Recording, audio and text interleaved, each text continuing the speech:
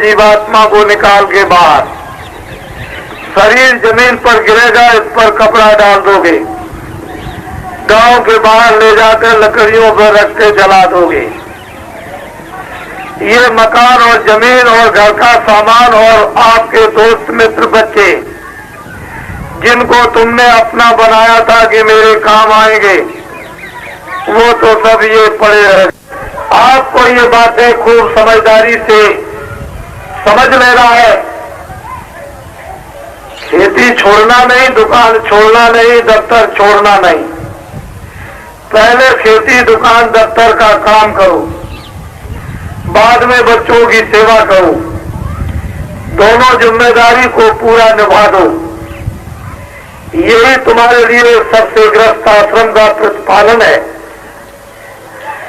जब कोई समय काम का ना हो तो आधा घंटा भगवान का भजन, आधा घंटा भगवान का भजन करोगे और आत्म धन जब जमा करोगे भजन के द्वारा, तो चलते समय वो आपकी रक्षा करेगा, मदद साथ चलेगा। बाकी माया की छाया को, जिसको आपने अपना बनाया, इनमें से कोई भी आपके साथ जाने वाला नहीं, ना आपकी कोई मदद करेगा।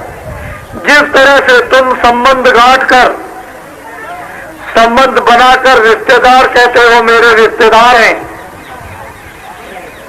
इसी तरह से अगर तुम ये समझकर कोई सबसे बड़ी रिश्तेदारी बना ली जाए, जो इधर भी मेरे काम आए उधर भी काम आए, वो कौन होते हैं? ऋषि मुनि महात्मा साधु संत, जो उस परमात्मा को प्राप्त चिल्लाते और विलाप करते हैं, अरे ये जो देख रहे हो बाहर की आंखों से, इसमें तुम्हारा कुछ भी नहीं है, और तुम्हारे अंदर जो जीवात्मा बैठी है उससे तुम देखते, वो सब कुछ तुम्हारा था, उसको तो देखना तुमने बंद कर दिया, उसको तो तुमने देखा नहीं, और ये देखते हो ये तुम्हारा है नहीं, जो तुम्हारा उसको तुमने जाना नहीं।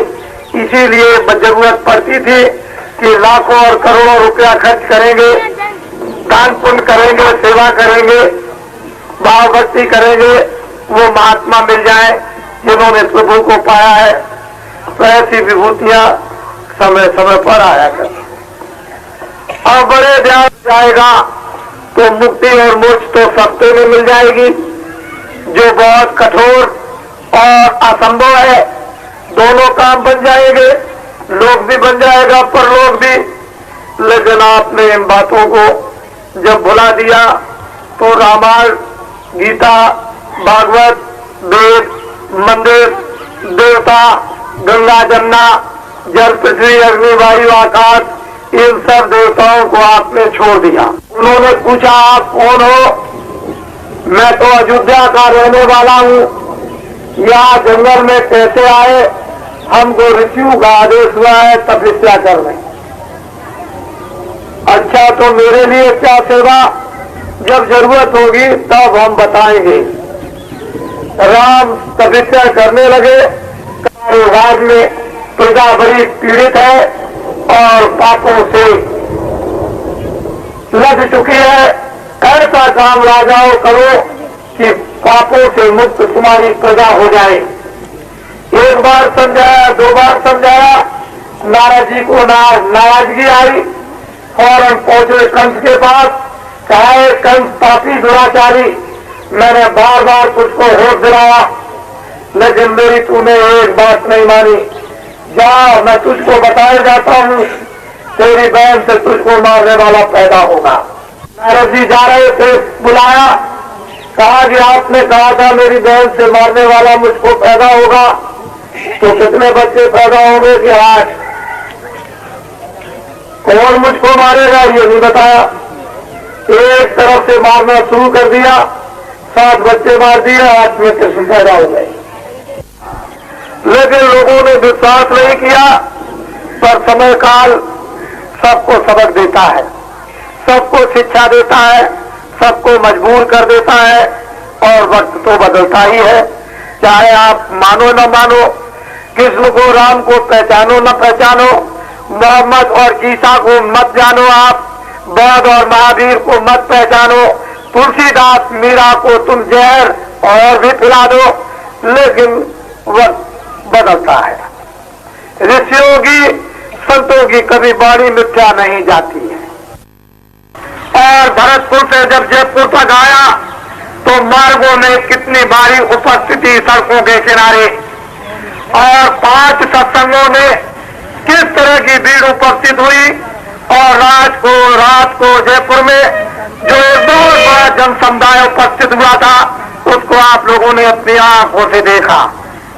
इस काफिले का उद्देश्य यह है, वो आपको कुछ बताना चाहता, यह है कि आगे बड़ी तकलीफ, बड़े संकट, बड़े दुख आगे आने वाले हैं।